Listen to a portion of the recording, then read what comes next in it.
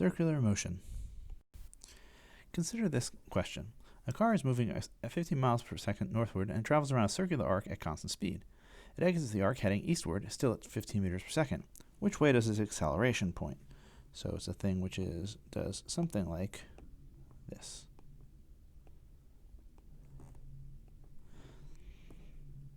And it will turn out, possibly surprising, this way. All right, that ends up being always towards the center of the arc. And we'll talk about that this chapter and next. Not all motion is linear. In fact, almost none is. An important case of curved motion is circular motion, which is motion wherein the object travels around a circle. We're really not that subtle when we name things in physics. We'll be talking about circular motion with constant speed. And you've got to wonder what that means. How would you even know? So we say constant speed is when the radius drawn from the center to the object. So here's our circle. And we draw a radius at different times. Oops. And the idea is that if we sweep out the same angle, it takes the same amount of time. For instance, sweeping out 90 degrees every 20 seconds or something like that. So over here we can see a contrast between constant speed and non-constant speed, where we start at 0 degrees for both, and here we pick up 45 degrees every 10 seconds. Whereas here we pick up an increasing amount of angle per 10 seconds. So this is an accelerating thing.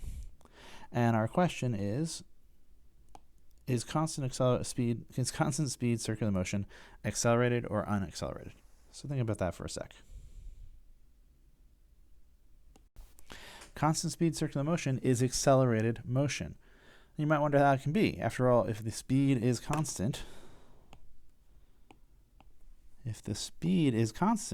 how can there be acceleration? It's because acceleration is the rate of change of velocity. Not the rate of change of speed, but the rate of change of velocity. And velocity comes with two parts. There is, of course, the speed, how fast you're traveling. And if that number changes, then you're accelerating. But there's also the direction.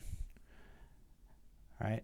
Velocity is both how fast you're traveling and in which direction. And if the direction changes, then the velocity has changed, and therefore there is some acceleration. For something moving around a circle, the velocity is always tangent to the trajectory, so the velocity is changing direction even when the speed is constant. We see it over here as something goes around a circle like this. Sometimes it's moving here and its velocity points that way along the circle, but sometimes it's here and points this way along the circle. You can see how this would have been a natural tag on at the end of the two-dimensional chapter rather than waiting till we did forces, and you do either way. If we look at this, the acceleration, remember, is the change in velocity over change in time, and delta v is the difference in the vectors. But the way we find differences of vectors are, delta v is the thing that when we add it to v1, we get v2. v1 plus delta v is v2. And we can see in this case that delta v points southward.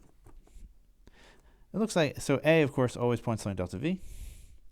To find the actual acceleration, we'd have to shrink delta t, which we end up doing some vector analysis and some calculus together. And we're not going to run through that together, but we can end up showing that A always points radially inward.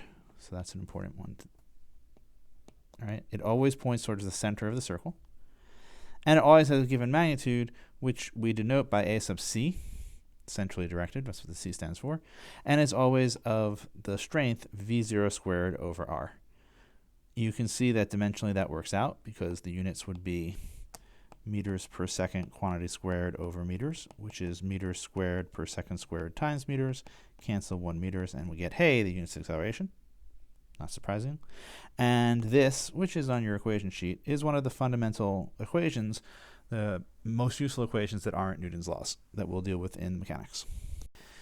This acceleration towards the center of the circle is called centripetal acceleration. It comes from the Latin word for center seeking.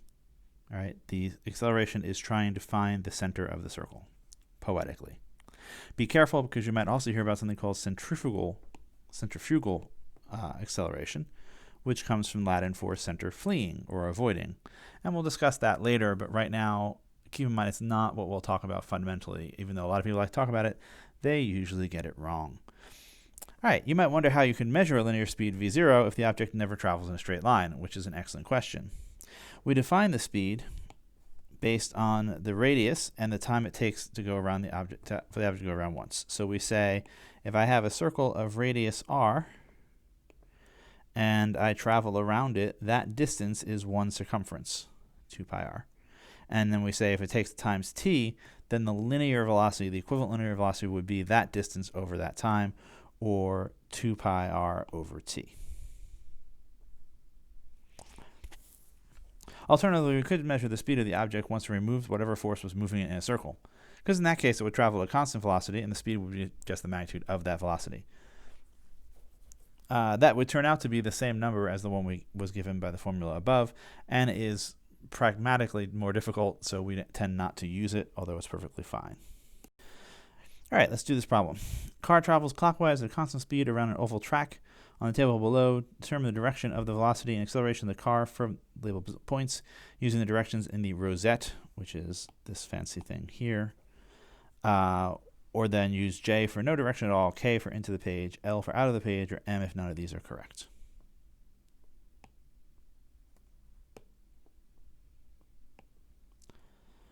All right, let's walk through it. The object is traveling clockwise at constant speed. So to start off, at least it's moving this way, and it will eventually do that kind of loop. It's moving at constant speed. At point R, it's moving in a constant direction at a constant speed. So its velocity points in direction C, right, this way. But it has no acceleration. So therefore, it has rate acceleration is 0, so there's no direction, which is J. You might also write that as a 0.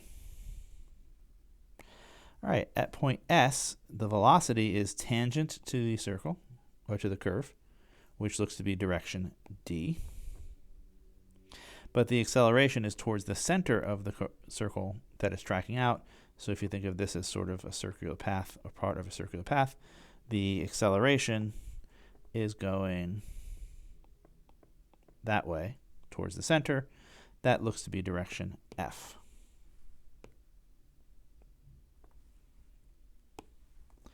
At point T, it's moving tangent to the circle. That seems to be direction E. But its acceleration is towards the center of the circle, which seems to be due west or G. At U, it's back on a straight line segment. It's now moving in direction G, but has no acceleration, which they say is direction G. And I guess we should always say there's no such thing as no acceleration, has an acceleration of 0, which means there's no direction for it. At V, we are pointing tangent is this way, which looks to be direction H, but the acceleration is towards the center now of this circle. So that looks to be direction B, as in Bob. And then finally, W is moving along a circle tangent in that direction, which is A, but would have an acceleration towards the center of that circle, which looks to be direction C. So that's our chart for these. All right, a car is traveling around a curve at a steady 45 miles per hour. Is the car accelerating? And of course, the lesson for today is to say, even though it's a steady speed, the direction is changing. It's going that way, and then a little bit later it's going that way, etc. So yes, it is accelerating.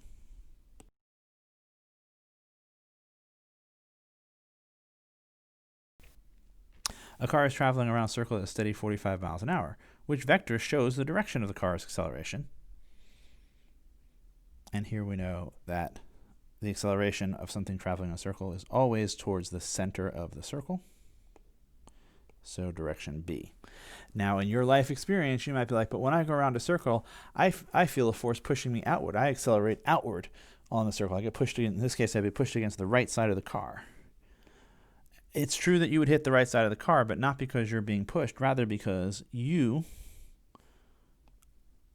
once you're no longer really being subject to what the car is doing, you're trying to go straight by Newton's first law, and the car whips around and hits you, pushing you in direction B. All right, we have to be very careful here that what you sense, because your brain thinks that you're always in a non-accelerated reference frame, you invent these other forces so as to understand the tendency you'll have to move. And again, we'll talk more about this in a little bit. It can be useful to think of the acceleration must always point in the direction that the velocity vector turns towards, because the acceleration is what is turning the velocity vector. Since the velocity vector, a little bit later, would be going this way, then it turned in this direction. And so of all these choices, the only one that would work would be B. All right, here's a sketch to try and convince you geometrically that the forces come out the way we are. As a car moves from point 1 to point 2, the displacement is that little d. It's along an arc. We're going to pretend it's a short enough time that it can be treated as a straight segment. The magnitude of the velocity is constant, but the direction changes as shown. The change in velocity ends up being a vector which points, remember, it's the thing that when I add v1 to delta v, I get v2. So when we want delta v, or you can think of it as v2 plus minus v1, so minus v1 goes. Right, this is minus v1.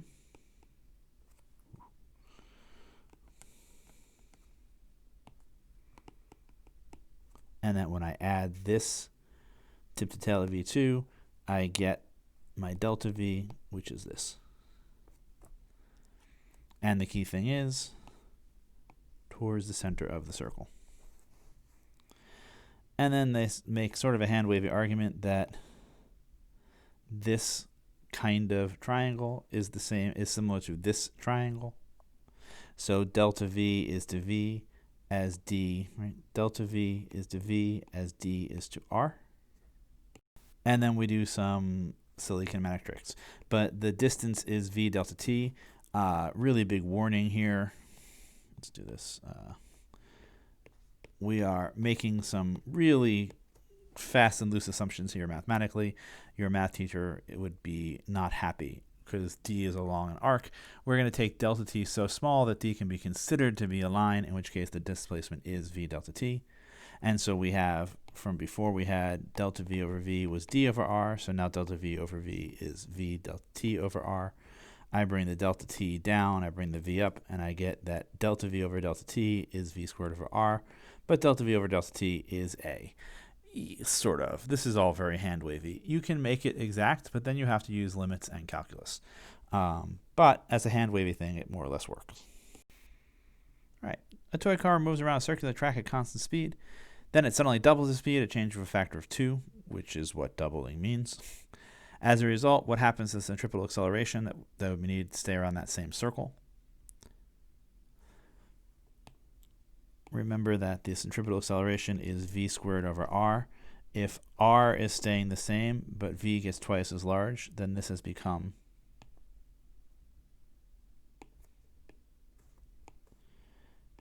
two v squared over r, which when we square both of them, we get 4v squared over r.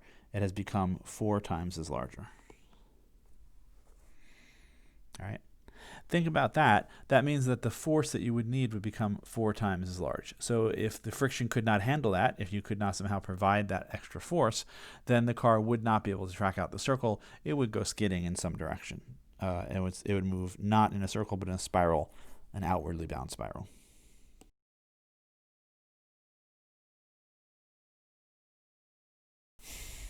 All right, turning a corner at a typical large intersection in a city means driving your car through a circular arc with a radius of about 25 meters. If the maximum advisable acceleration of your vehicle through a turn on wet pavement is about 0.40 times free fall acceleration, what is the maximum speed at which you drive through the turn? By the way, they have, not that you need this for this problem, but they are basically saying that mu s is 0.4. All right, so they say what's the maximum speed which you can do if your acceleration is never more than 0.4 g. So we say the acceleration must be less than or equal to about 0.4 g, but the acceleration is v squared over r, which means that v squared must be less than about 0.4 gr, which means that v must be less than or equal to about square root of 0.4 gr. We throw out the minus root because we want a speed. So yes, we know from math class we have to be careful and say really minus 0.4 gr is less than or equal to v squared is less than or equal to 0.4 gr, but we also know that v has to be positive, or at least non-negative. So we throw this stuff in and we say v is going to be less than or equal to square root of 0.4 times 9.8 meters per second squared times 25. Notice that these become meters squared over seconds squared. When we take the square root, we get meters per second. And apparently when we throw out the rest of these guys in, you get 9.9. So you should go slower than about 9.9.